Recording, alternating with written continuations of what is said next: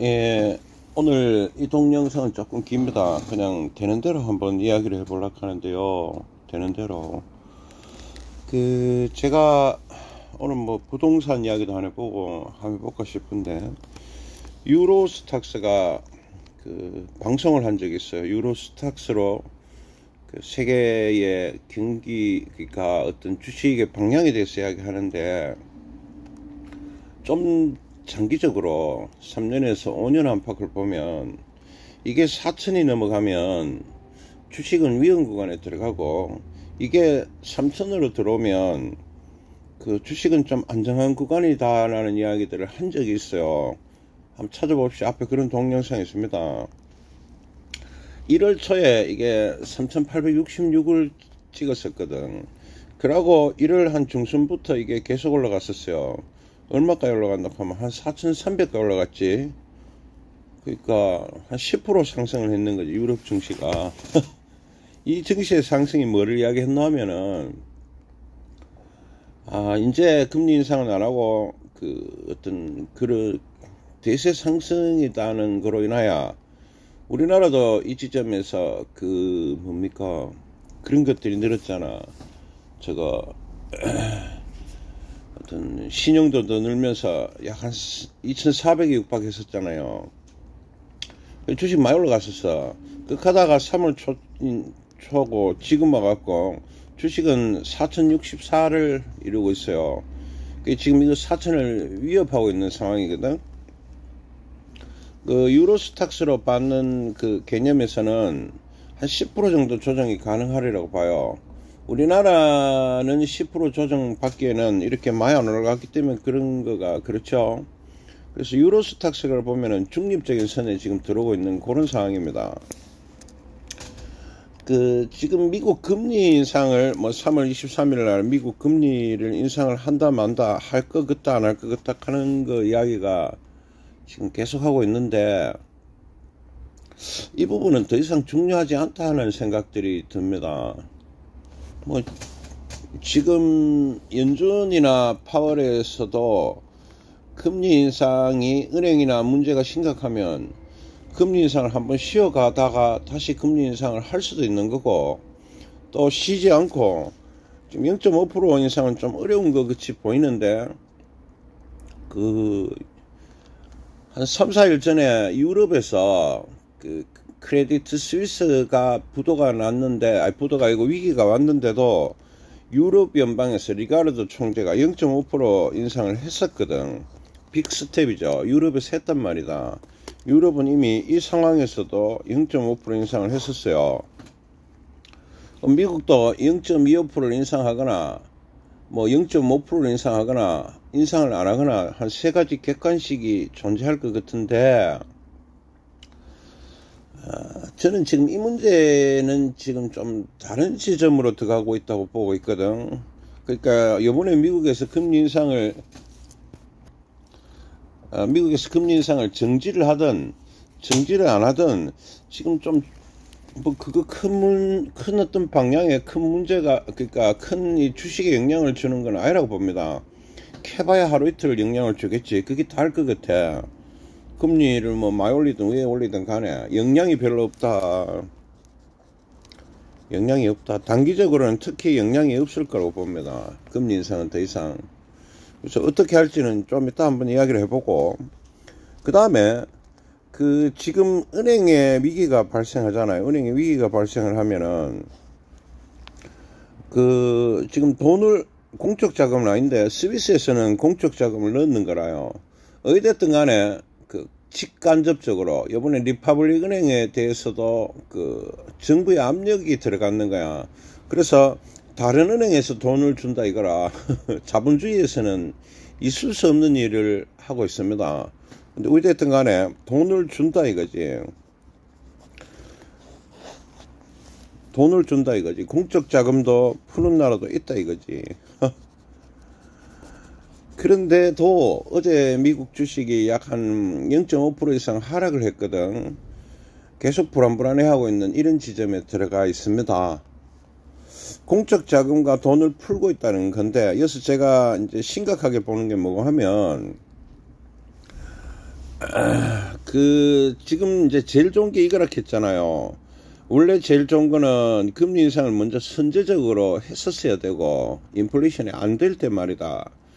그 다음에 인플레이션이 되는 지점에서도 제일 좋은 거는 금리 인상을 급박해 가게가 빠르게 보는 게라.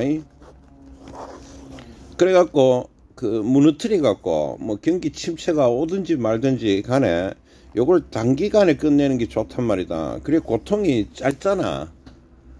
이해되시죠? 고통이 짧단 말이다. 단기간에 이제 이 그림을 만들어내면 좋은데, 그래 하려면은 유동성을 축소를 하고 그 다음에 금리를 인상을 속도를 확대를 굉장히 빨리 했었어야 돼요. 근데 재밌는 건 어떤 것 하면 금리 인상 속도는 그런대로 빠른 편에 속한다고 보이는데 유동성 축소를 잘 안 했어요.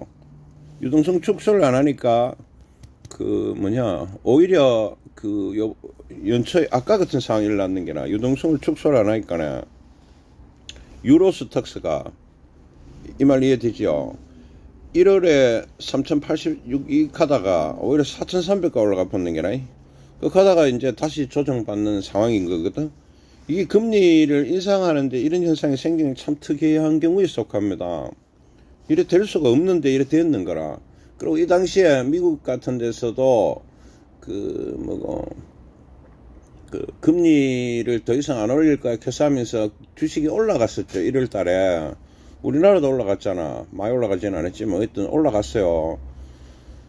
그게 바로 이 문제와 관계가 있거든. 유동성 축소를 안 했단 말이에요. 돈을 거다 들이는 것들 빨리빨리 안 해가 그런 상황이 일어났는 거라요. 자, 다시 한번 보면 금리 인상을 급박하게 하고 유동성을 축소하면서 단기간에 걸쳐서 인플레이션을 꺾어 부는 게 좋은데, 그래 하면서 한 번의 데미지로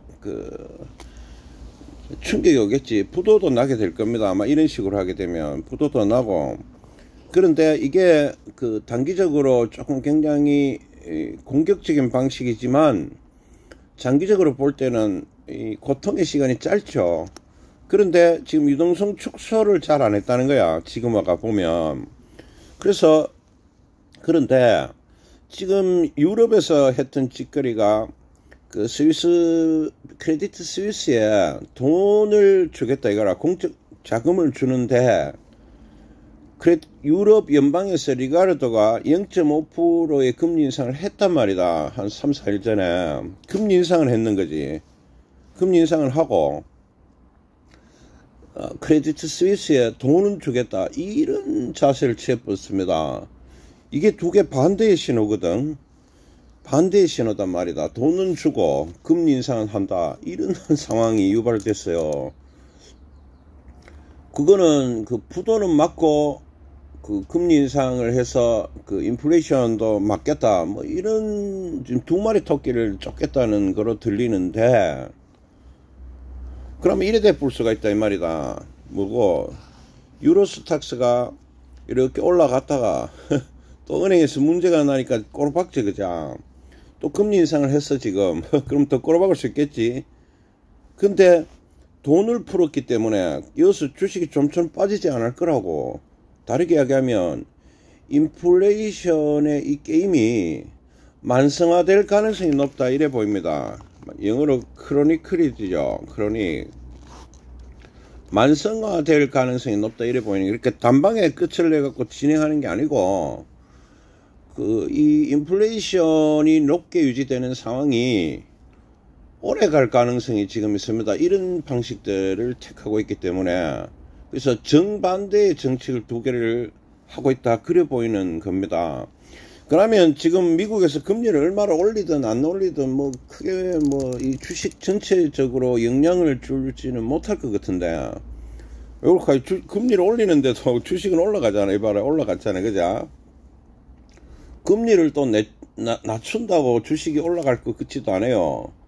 그럼 이번 3월달에 금리 인상을 한다 안 한다 혹은 몇 프로를 올린다는 큰 임팩이 없다고 하는 결론이 나옵니다. 그러니까 이제 고민을 아무리 한들 뭐 0.5%를 올리도 큰 영향이 없다. 뭐 금리 인상을 안 해도 큰 영향이 없다. 그래 보입니다. 영향이라 해봐야 이제 제가 보기에는 일주일 안팎인데 그 요새 지금 진행되는 거로 보면은 일주일이 아니고 하루 이틀의 임팩이 다겠죠. 잠시 하고 다시 원위치 할 거라고 보입니다. 그건 다시 원점인 거지. 그래서 뭐 어쩌라고 이런 상황이 일어날 가능성이 높은 것 같아요. 그래서 그 요번 주에 제가 그 SV뱅크와 또 크레디트 스위스, 어젯밤에는 리퍼블리칸 은행이 또 하나 흔들렸는 것 같아. 그런데 또 해결하겠지. 뭐 어떻게 돈을 줘서 해결을 할 겁니다. 아마 이 지금 정책의 방식들은 이미 결정을 해가 있는 것 같아. 전 세계적으로 말이다. 돈을 준다로 결론을 냈거든. 리가르드 같은 경우는 0.5% 인상을 했는데 요번에 3월 며칠 날 파월이 인상을 할지 안 할지를 잘 모르겠어요. 사실은 고민스럽지도 않아다. 왜 고민스럽지 않아 놓고 하면 올리든 내리든 큰 뭐 달라질 건 없다 이래 보이는 지점입니다. 자, 각설을 한번 하면서 이 지점에 대해서 한번 설명을 해볼 것 하는데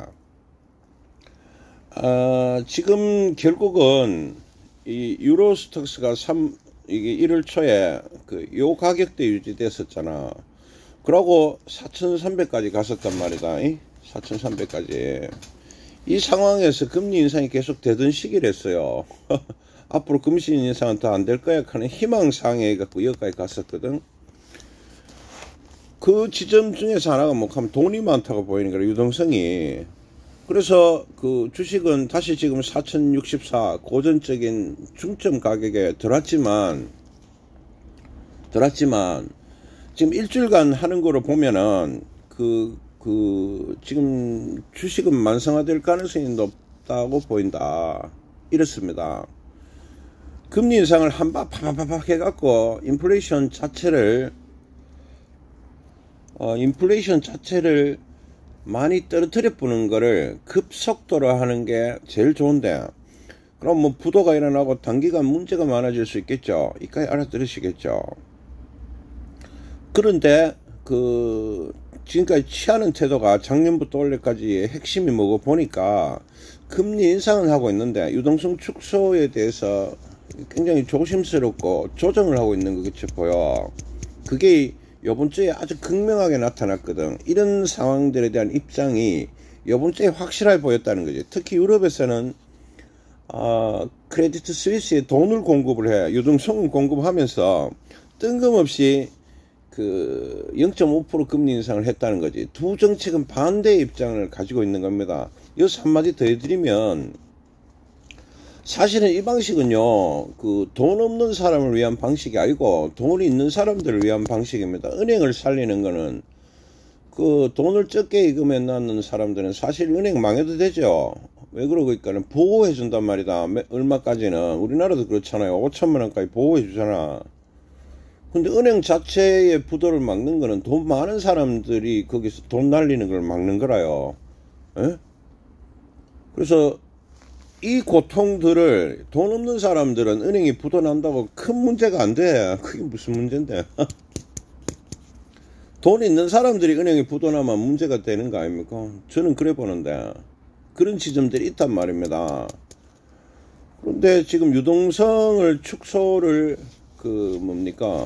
안 하고 있다는 거지. 이게 큰 문제에 속한다.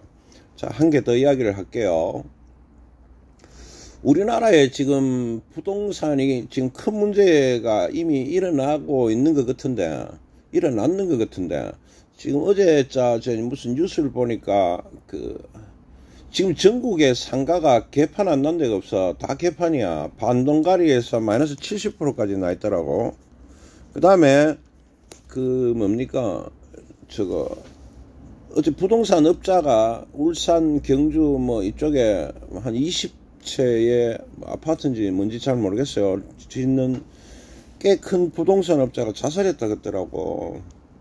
그리고 공사는 올 수도 돼 있고, 대구에도 지금 보니까 뭐 대구의 동성로는 큰 데거든요. 오피스텔하고 이거 지금 아웃대가 있고, 그러고 저거 뭐고 분양을 받았는 분들은 지금 이제 그걸 지어야 되면은 금융 비용이 나가는데 그 금융 비용이 2배로 증가했다 하고, 또 아무리 2배 3배가 증가가 되더라도 만약에 부동산이 올라간다는 방식이 된다면은 버티겠죠. 그런 비전도 안 보이고 그래서 사태는 되게 심각한 지점들로 들어가고 있다 고 보이는 거라. 그러니까 자살했다는 거는 더 이상 못 버티는 부분이 발생했는 거죠. 그런 경우들이 지금 그 경우에는 뉴스에 나왔고, 뉴스에 안 나오는 경우들이 얼마나 많겠어요. 상황들은 되게 심각해요.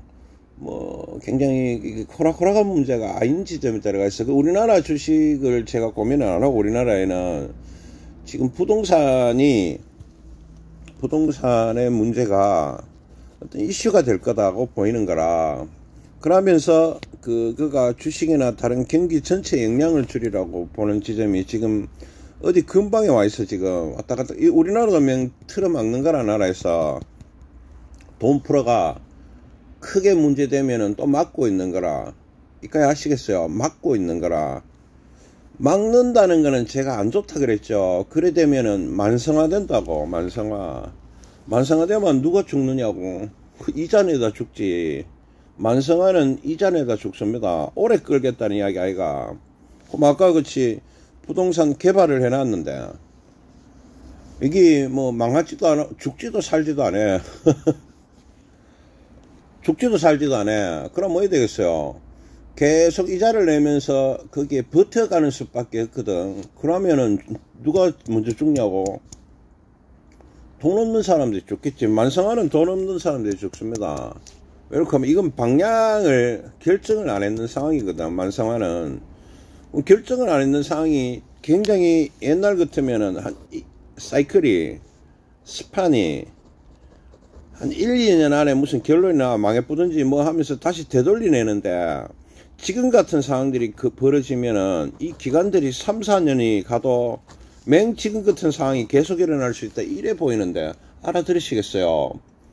그 시작이 지금 위정자들, 집권을 하고 있는 사람들이 우리나라 이야기 하는 거 아닙니다. 아니, 전부 다, 전 세계 전부 다가 이 만성화를 추구하고 있기 때문에 그래. 만성화돼 보고 있는 거지. 만성화되면은 주식도 왔다 갔다 그러면서 사람이 이게 제 야한 이야기 하면 거의 졸업증 수준이다. 이게 기지도 아니고 알지도 안 하고, 이게 뭐지? 이런 만성화 상황들이 지금 진행이 되고 있고, 이런 만성화가 계속 간다면 부동산도 마찬가지거든. 만성화 된다는 거지. 만성화 되면은 거기에 들어가는 금융비용만 계속 물어야 되는 상황이 오고, 왜 그렇게 하면 망했는 것 같지는 않고, 그리고 희망을 갖고 있죠. 그게 또 잘 될 것 같지도 않았지만 일단 한번 버텨보자. 못 버틸 때 이제 사람이 자살하거나 문제가 일어나겠죠. 순차적으로. 크게 문제가 되면 또 정부에서 개입해가 돈을 풀겠지. 또 만성화되는 거라. 이런 지점이 있습니다. 자, 마지막으로 한번 이야기를 한번 해볼게요. 전체적으로. 지금 제일 좋은 게 단기적으로 부도내면서 강력한 임팩을 유발하면서 인플레이션 자체를 꺾어버려야 되는 게라, 꺾어야 된다고. 그러면서 고통의 순간들을 짧게 만들면서 진행을 했었어야 되는데, 금리 인상의 속도는 꽤 빨랐다고 보이는데, 물론 타이밍이 늦었지. 그게 큰 문제고. 그 다음 제가 하면 유동성 축소를 강력하게 안 했다. 지금도 여전히 돈을 풀고 있다. 유럽에서나 미국도 극하고 우리나라도 극하고 일본 다 그렇죠. 금리는 또 뒤따올리고 있다. 두 정책은 반대의 정책을 하고 있는 거다. 반대의 정책을 하게 되면 효과가 당연히 뜨신 물 찬물을 갖다 부으면은 물이 뜨겁지도 안 하고 차지도 안 하죠. 그럼 미지근해지는 거지. 미지근은 뭡니까? 만성화란 말이다. 만성화를 하게 되면 지금 우리나라 같은 부동산 같은 이런 문제가 일어나게 되는 거라. 만성화. 주식도 이래 되는 거지. 올라갔다 내려갔다 이렇게 오르는 것도 아니고 내리는 것도 아니고 애매한 지점들로서 계속적인 금융비용을 물어야 되겠죠. 그럼 돈 떨어지는 사람이 망하는 거야. 또 부동산에 있어 갖고도 만성화돼 버리면 돈 떨어지는 사람이 망하고 죽는 거야. 이 말 아시겠습니까, 여러분들? 그래서 지금 그러고 3월 23일 날 금리 인상 부분은 뭐 올리든 내리든 뭐 그거를 나중에 뭐 제가 다시 이야기를 해야 되나 뭐 안 할랍니다. 올리든 내리든 뭐 그거 아무 상관없다. 0.5를 올리든 0.25를 올리든 혹은 안 올리든 간에 그게 무슨 상관이 없는 지점으로 들어가고 있다. 그래 보이는데 돈을 풀고 있는데 뭐 금리를 올리면 할 끼고 안 올리면 할 거고 뭐 어디 된단 말이고. 그래서 임팩은 별거 없다 이래 보입니다. 아무것도 아니다. 고민할 거리도 안 되는 것 같아. 하루 이틀 거리밖에 안 된다 이래 보입니다. 그래서 여러분들은 이제 혹시 지금 이게 오래 갈 거라고 보여. 그렇게 쉽게 끝이 안 나. 미지근한 물이단 말이다. 방향이 뭔가 하는 것 같지만 실제 구체적으로 보면 미지근하다. 그래서 혹시 상승들이 일어나면은 현금 확보하시라. 오래 갈 거기 때문에 버티는 자가 승리한다. 아시겠습니까? 예, 오늘의 3월 18일 날 미지근한 액션들이다. 그럼 미지근한 결과들이 나오고 만성화될 거다. 현금을 확보하는 게 살 길이다. 버텨야 된다 이 말이다. 참고해서 끝.